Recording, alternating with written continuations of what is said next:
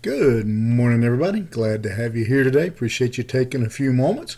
If you want to follow along, we will be in the book of Genesis, chapter 30, beginning in verse 26. We were in 26 yesterday. We're kind of going to pick up at the end of this verse and move forward. I'll go ahead and start. Give me my wives and my children, for whom I have served you, that I may go. Here's what we're really picking up. For you know the service that I've given you.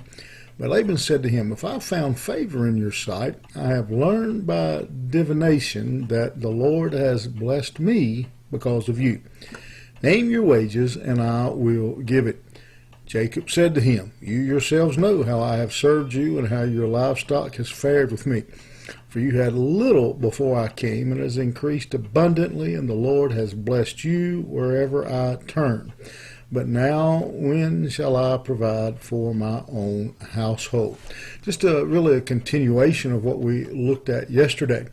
Jacob and Laban are negotiating Jacob's and his family's release. Again, Jacob was not a slave in the typical sense of slavery. Jacob has basically been working off his dowry and working through the deception that Laban had brought on him in the choice, in the gifting of his wife.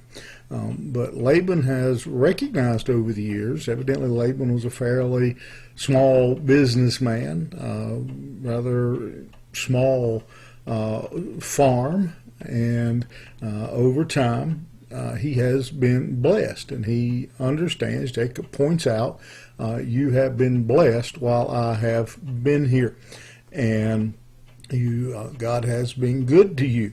And again, Laban acknowledges that, and really just throws open the bank book. He says, You name your wages. But Jacob's got a blank check here. What do you want? What do you want to keep you here? I'd love to have, again, talking about his daughters and his grandchildren too, but obviously he recognizes the value of a good, hard worker. Jacob has honored. Laban knows he's yanked Jacob around, and Jacob still yet has served him and lived up to his terms for 14 years now, and has been blessed. He don't want to lose a good worker. He doesn't want to see his daughters and grandchildren move away. Surely by now he likes Jacob as well. He doesn't, like none of us. None of us like change. We don't like things to be differently, and so he says, I want to keep you here. He says, by divination. So evidently Laban had been kind of getting the idea, well, Jacob's going to want to go. And so he's been consulting spirits or omens or idols or something here. And he says, I've seen the light. I know you, that I have been blessed because of you and your God. He says in verse 27, I've learned by divination that the Lord has blessed me because of you. The Lord did it, and he did it because of you. Again, he's trying to keep Jacob there. And again, he throws open the checkbook. Name your wages. What do you want? And Jacob says to him, I want you to look, I'm going to read again what Jacob says. You yourselves know how I have served you. Now your livestock has fared with me. For you had little before I came, and has increased abundantly. Then look what he says. And the Lord has blessed you. The Lord has blessed you. Jacob acknowledges, nothing wrong with stating the facts. Jacob says, I've worked hard. I've been a good servant. I've labored, and I've been faithful to you and this farm, and taking care of my job and making sure things went well. But ultimately, he says, God has been good. God has blessed you and both of us. God has been good to us both. I've worked hard. Good. I've been faithful. Good. But hard work and being faithful, all those things, not enough without the blessing of God. And Jacob here is quick to acknowledge the blessing of God.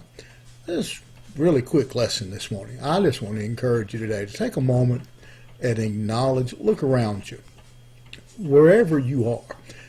It may not compare to your neighbors. It may not compare to your brothers or your sisters or your co-workers, but anything you have, you got to be honest. God's been good to you. God's blessed you, given you way more. Each one of us given us way more. If you have anything, if you have breath, God's given us more than we deserve. Let me encourage you today to take a few moments and look around and just take an inventory and be grateful. It's fine if you worked hard. It's fine to take a little credit for being able to work hard and doing a good job. But if you worked hard and did a good job, it's because God gave you breath and strength. So take a moment, look around, take an inventory, and recognize the handiwork of God in your life. Have a good one. We'll see you here tomorrow morning.